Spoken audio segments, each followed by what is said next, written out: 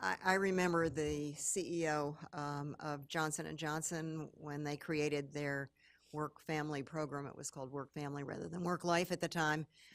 He was the CEO who had dealt with the Tylenol crisis, and he said to his employees at the time that they launched their work and family program that it was the most important thing he did as CEO. The head of HR at the time said that the reason that they did it at Johnson & Johnson was it made the grumpy men smile. It was really nice to do something for kids.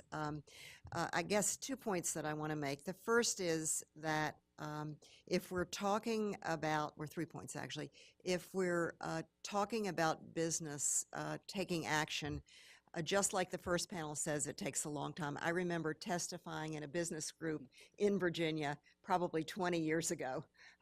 See, we're here now. Yeah, they're there. We're here. And they said, gentlemen, I don't understand. There was all gentlemen in the group. I don't, except for, those of us who were invited as subject matter experts. I don't understand why we're talking about education if we're talking about little kids. So that was a discussion 20 years ago.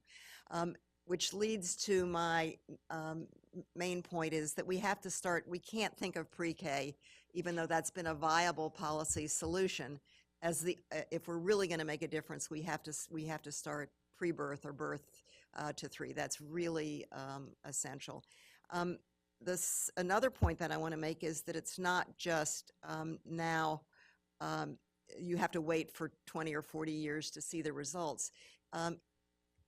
Studies are showing that if you invest in initiatives, for example, to improve executive function skills, there's a payoff now.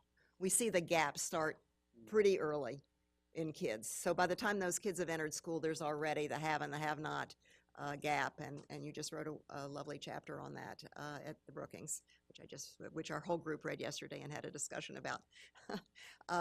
But if we're really going to make a difference, we have to prevent that gap from happening, and you can see benefits now and not just in the future. The final point I want to make is that it takes groups of companies to do this, and I've had the honor of working with, for example, this Committee for Economic Development since the 80s, when Johnson & Johnson chaired a task force, and we decided to create a booklet called Education Before School, Investing in Quality Childcare. That was, more than 20 years ago. But CED has gone on to be and continues to be a champion, and Ready Nation has been amazing. If you go to meetings of companies around the country that are pulling together on behalf of children, it's often through coalitions like this. So it's not the individual company. They can do things for their own employees, and they often do it to be competitive, by the way, with the other people where employees might be going for jobs. But